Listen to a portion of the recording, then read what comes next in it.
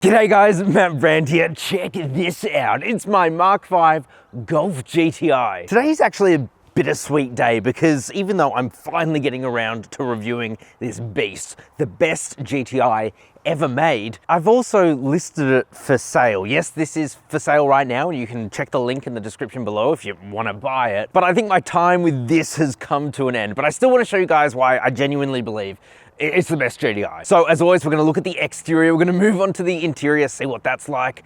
We'll launch it from 0 to 100, see how quick it really is. We'll do our other driving with it, and I'll end on my final verdict. Obviously, it's gonna be a bit biased. It's my car after all, but I bought it for a reason, and you'll see why. Okay, let's get straight into it. Okay, let's start with the way it looks. And really, the Mk5 was a return to form for the GTI. The Mk4 that came before this has been regarded as probably the worst GTI ever made. Whether it's fitting or not, that's what it was known for. Whereas this really came back to cutting edge looks. Doesn't look like it now, but for 2005, this was pretty special. So what does this have? Well, this has the optional bi-xenon headlights, super bright. You've got a nice bumper up front. You've got a grille that's not oversized with the really cool red piping around it. It's a bit discolored, but oh well. You've got the GTI badge in there as well. And it's just a really sleek look. Even today, it doesn't look that old. It's really keeping up with the times, especially as cars are going to crazy styling. I really like it. Let's check out the side. So you guys know how much I love hot hatches, and that was one of the requirements of buying this car. And by the way, I've got a whole series of me buying it, fixing it, tuning it.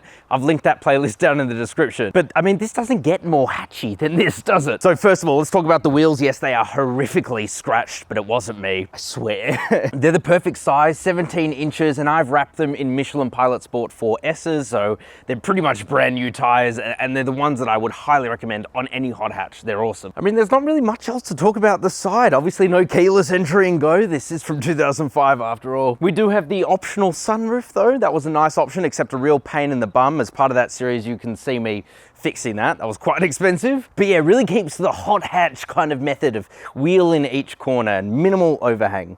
I like it. Let's talk back. Again, the bum on this thing was a massive change from the Mk4 GTI. You get these iconic tail lights here. You can tell that this is a Mk5 from behind because they're circular. All Golfs really do look the same. You have some really innovative things. For example, the VW badge here, well, that is the boot release. You've got the GTI badge there, iconic. Look, a little roof spoiler up there. There couldn't be a hot hatch without it, right? Massive amounts of black plastic on the bumper here. Don't like that. But then the iconic GTI dual tailpipes, which sound pretty average. Take a listen.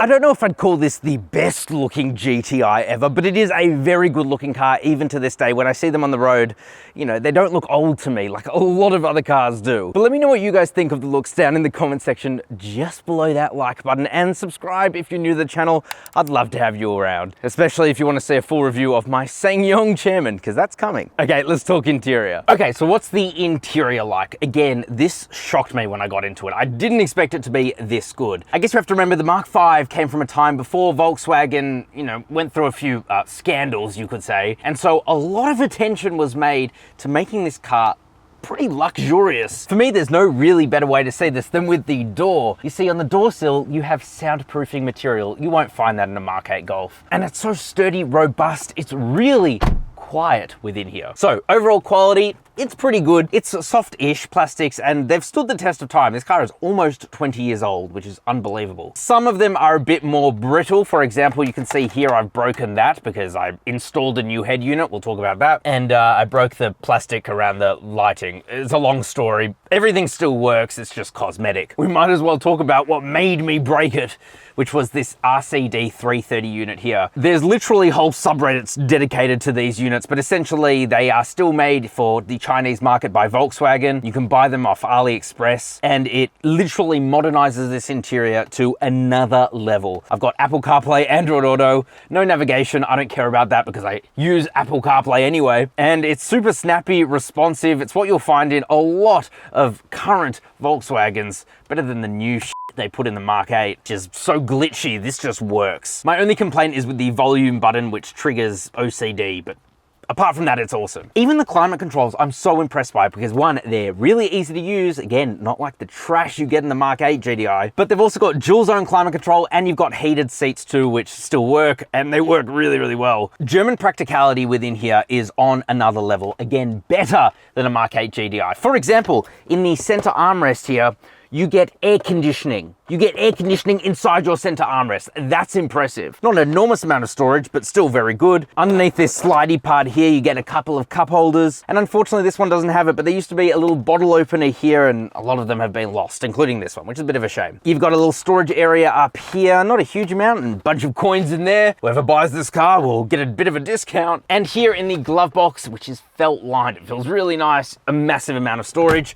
with enormous door bins there too. And then a storage cubby to the right of the driver. It's very practical, as you would hope for a German car, but I didn't expect it. I'm really impressed. And this isn't me being like biased, Matt. I'm very impressed. You don't see this in a lot of cars, especially a small hatchback like this. Steering wheel is pretty decent. It's got controls on it. Thankfully, they do sync up with this new infotainment display. Even though it's D-shaped, there's nothing really to write home about. Up ahead of you is your instrument cluster. It's analog. It works fine. Got a little screen in the center. You can see a bunch of different items in there. It's good. Again, it's 2005. What am I supposed to say here? The keen-eyed of you will see this as 6-speed manual. It's not the greatest manual shifter out there, and you can feel the wire kind of moving as you do it, but it works pretty well. It's very engaging. This was one of the requirements when I bought a hot hatch. I wanted a manual because they're going the way of the dinosaurs with electric cars. It does also come with a dual clutch, and if you're going to want to tune this, well, the dual clutch is probably the way to go. Because, for example, if I want to take this car past the stage 1 that it's currently on, then I will have to upgrade the clutch, and I don't know, it's expensive. I don't really want to do that, but it's fine as it is now, and I actually really like driving manual. What else is there? Ooh, a little bit more storage up there, sunglass holder, and we have a sunroof, which is very much working, and it was very expensive to fix because these drain tubes, they get clogged up, so if it smells in here, that's why. That's why. And it's not cheap. Trust me, I've done it. It's not cheap. Oh, and how could I forget these seats? This does have pretty much every optional extra that came from the factory, including these leather seats. And my God, they've held up the test of time. It is super duper comfy. Really supportive as well, but not too over grippy. Very adjustable in like a million different ways. It's manual, but I don't care. And yeah, I've really got no complaints about them. By the way, this car has done 140,000 kilometers. It really doesn't look it. But that's because back in the day, Volkswagens were just better built. That's how it is. Let's go talk about the back seats. For me, a hot hatch is pretty useless if it's not practical in the back. And oh my God, this is practical. I'm 5'11", I'm sitting behind myself, and I notoriously sit very far back. I have plenty of legroom, heaps of toe room too, and an enormous amount of headroom there. The headlining here has kind of been stapled back, but it's working fine. Materials in here are fine. They're like softy, scratchy materials. I don't know how to describe it. Ooh, it's nice soft padded on the armrest. Pretty big cup holders, good map pocket. You get a couple of air vents back here. You don't even see that in a lot of modern hot hatches. For example, the i30N, bless its heart, my favorite hot hatch, doesn't have air vents in the back. Apparently because it's got a real handbrake, but this also has a real handbrake, so you know, it comes down to cost, I guarantee it. Down here, you got a couple of cup holders, German over-engineering at their finest. These break if you're not careful with them. This center armrest is good, it works well. No cup holders, no frills, it's nice. Again, leather back here, it feels super premium and it's held up really well. The only negative back here is that this seat has a slight, I guess, cut in it. Not sure how that happened. Wasn't me, it was previous owner. It's fine. I absolutely love the interior of this thing. And honestly, I didn't think I would when I bought it. I thought it'd be old and just crap. It's not, it's really nice. Oh, by the way, I didn't mention this, but the center armrest here also ratchets and slides. That's impressive. Let's check out the practicality. One of the best things about the Mk5 GTI is that it's super duper practical. Again, I love that. As you can see, there is an enormous amount of room in here. In fact, it's pretty much identical to the current Mk8 GTI, which is impressive. And yes, this is very much still a German car in its practicality. So you can lift up the floor and there's a little bit of storage there. Tie down here, netting under the cargo cover, a 12-volt socket. That's nice to see. Of course, we can take out this cargo cover and it's pretty easy to do so. And of course, as a practical hatch, you can put down the back seats too. And you have, again, an enormous amount of storage space within here. It's really impressive. Anyway, enough of that. Let's talk specs. One of the reasons that the Mk4 GTI was hated so much was that it came with a pretty lackluster 1.8 litre engine. The Mk5 GTI was a true return to form for the GTI. It was actually competitive with other hot hatches at the time. So, under the bonnet is the granddaddy to the famous EA888. This is the EA113, which is a very, very similar engine and a tuner's dream. So again, I have a whole build series on this, and you can see how much power it's making, everything like that. But in its base form, it should make 147 kilowatt of power, about 290 newton meters of torque, which was a massive bump of power and more specifically torque from the Mk4 GTI. I've put a stage 1 tuner on this, which means it should be making about 170 kilowatt of power. Torque, I don't know, 320. It's gone up a bit. Here's a fun fact about the Mk5 GTI. Because it was such a big upgrade over the Mk4 GTI, these were sold out in Australia for about 12 months. Yes, they had the same kind of waiting time as we do in this crazy COVID world for a Mk5 GTI. Pretty cool fact. But that's enough fact checking. Let's launch the damn thing. Okay, so now we're gonna launch my Mk5 GTI. Now, back in the day, they said the manual here could do 0 to 100 in 7.1 seconds. And the dual clutch was 6.9 seconds. Now, of course, this has a stage 1 tune, so we should be putting out more power, and theoretically, we should do a better 0 to 100 than 7.1 seconds. But what will it do? Well, I've got my specialist timing gear here, and let's just launch it. Let loose and launch. And I will keep traction on, because if I take it off, I just know that it will spin all the way to third. It just does. Okay, here we go. Come on, baby.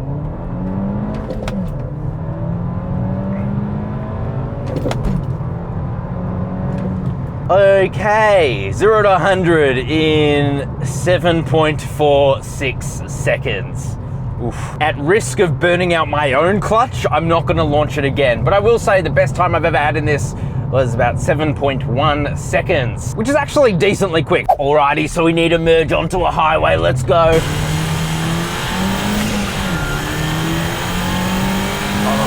This thing is a lot of fun. So here's something I haven't experienced for a long time, because I just drive so many new cars, and that is turbo lag. For example, I'm in third right now at about 2,500 RPM. I'll floor it from 3,000 to about 5,000.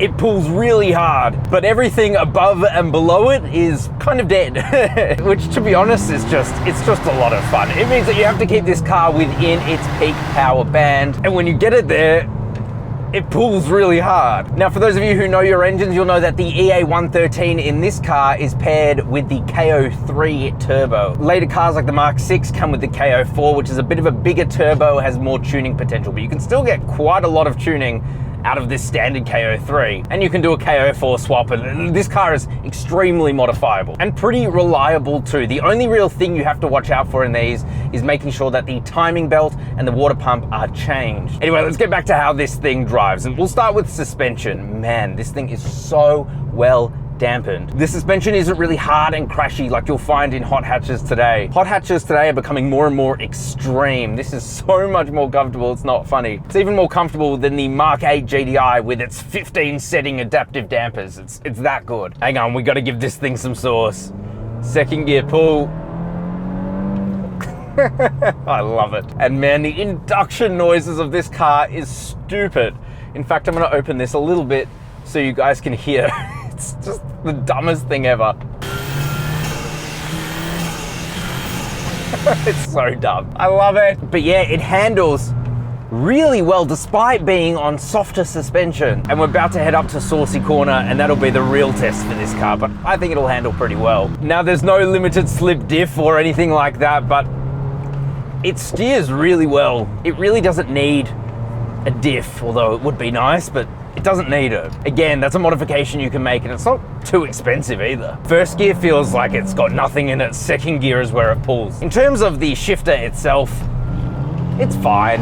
It's a cable shifter. It doesn't feel like as good as the i30N, but it's still pretty good. And we don't get the manual Mk8 in Australia, but I heard it's exactly the same as this. Okay, we're at Saucy Corner here. Let's turn off traction, give it some sauce. Oh, bogged down there. Come on, baby. Turbo lag, wheel spin.